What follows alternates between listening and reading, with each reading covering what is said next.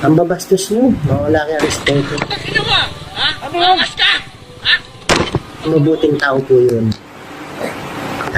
Kaya ko po nasabi yun kasi mas kilala ko po yung tao na yan kesa sa inyo. Kesa sa mga nambabash. Nakita nyo lang po kasi yung video ng pananakit. Yun mga idol, good day. So may napanood ako na video, no. Itong kagawad din ito sa Sampaloc, yung sa Barangay 517. So siguro familiar kayo doon sa nag-viral na video na yung nanghampas ng helmet, no, doon sa rider. So may mga sinabi siya, may mga opinion siya patungkol doon sa kasamahan niya sa barangay, no. So panoorin natin yung video mga idol, no, yung kanyang sinasabi na mabait daw itong kagawad nito, yung nanghampas ng helmet. Siguro sa kanya oo, pero kasi may ginawa yung kagawad na yun ng hampas ng helmet, no? Siyempre lahat naman ng nakakapanood at gano'n nangyari, talaga magko-comment na keso ganyan, ganito, no. Sabi nga, marami nagsasabi na gano'n, ha. Yun yung mga comment sa napanood ko rin or nabasa sa comment section ng mga nag-viral na video nitong isang kagawad na nanghampas ng helmet. So panoorin natin yung video mga idol, no, yung si isang kagawad din, kagawad Torres yata ito ng Barangay 517. Magandang araw sa lahat. Papakilala muna ako. Ako po si Kagawad Daniel Torres ng Barangay 517.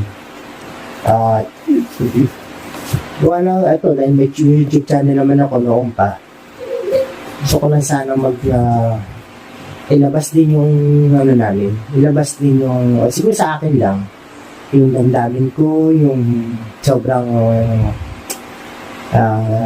dulot ng atake ng social media.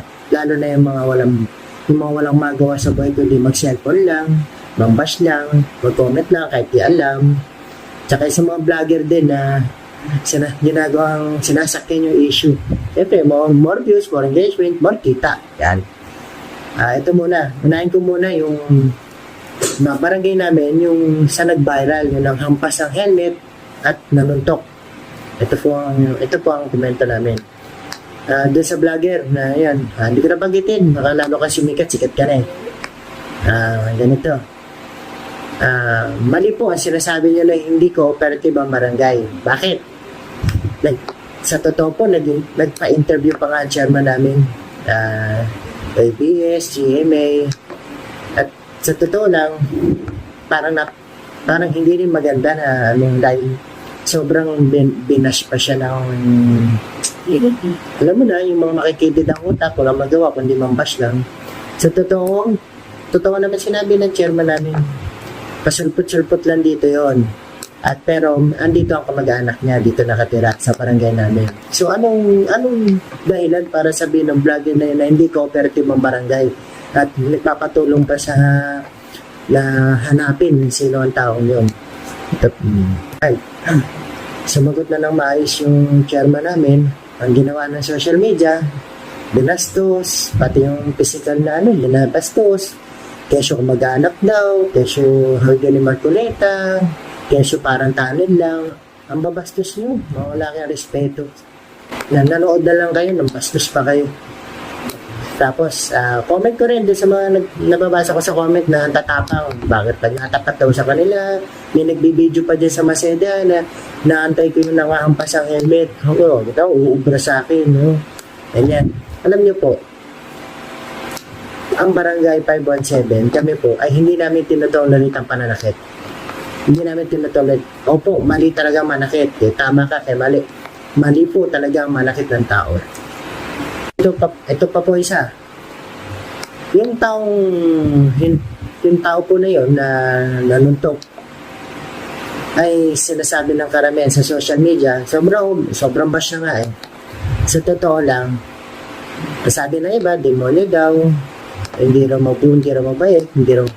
Para sa akin, personal ko pong opinion at base sa pagkakakilala ko sa taong yon, mabuting tao po yun.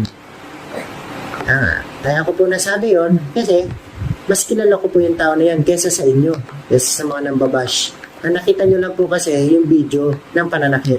Pero hindi nyo po nakita at nakilala yung tao sa pagiging mabuti.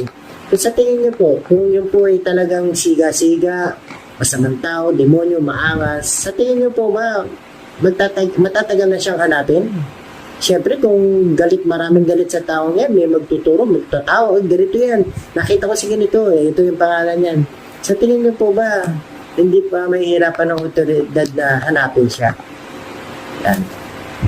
At ito pa, kung hindi nag-viral ang video na yon, sigurado ako, base sa pagkakilala ko sa taong yon, haharapin niya yung kaso eh. Tatanggapin niya. Ang sa akin siguro nabigla siya, pero siya hindi na gusto ang salita. Kaya humantong sa pananakit na hindi naman talaga tama. Tawag dito, kung hindi nag-viral yan, harapin niya yung kaso eh.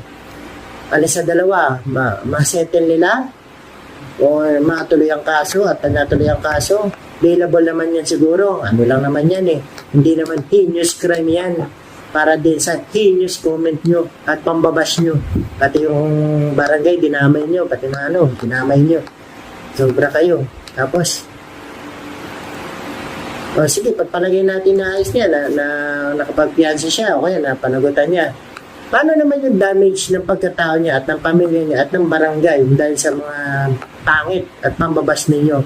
Habang buhay na namin dalayan at nung tao na yun mismo na nakakalat ng pagmumukha niya sa social media.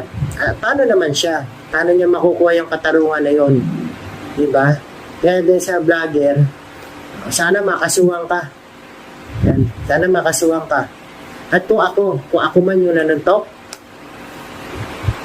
ako man yun, halimbawa, hindi ako barangay kagawad. Kung ako man yung nanuntok na yun, hindi na po ako susuko eh. Bakit? Kasi nahusgahan na po ako. Harapin ko na yung kaso, pero yung parang humarap sa, alam mo na, hindi natin sa mga nagpapapugi, kapag viral yung kaso, tinatrabaho. Pero pag hindi viral, kahit mas malala pa sa panunod hindi niya naman inaasikaso. Inaasikaso niya lang pag viral. Siyempre, marami nakatutok, ang atensyon ng tao, lahat nandun. So, pag nakuha nyo nga naman, bidang-bida kayo sa social media, bidang-bida kayo sa tao. Yun ang pangit sa atin eh. Kahit halimbawa, may binugbog, pero hindi naman nag-viral. Sa tingin nyo po ba, sana ganun din kayo kapursigido maghanap. Tapos yung tao walang kilala yung sino yung binugbog, walang kilalang vlogger, hindi siya wala siyang influensya talaga. Sana ganyan din kayo ang dedikasyon nyo mahanap yung nambugbog. Sana lang. O dahil viral lang kasi. Sana dumating tayo dun sa punto na hindi kailangan na viral ang kaso para lang pagtuunan nyo ng sobrang attention. Ay nako.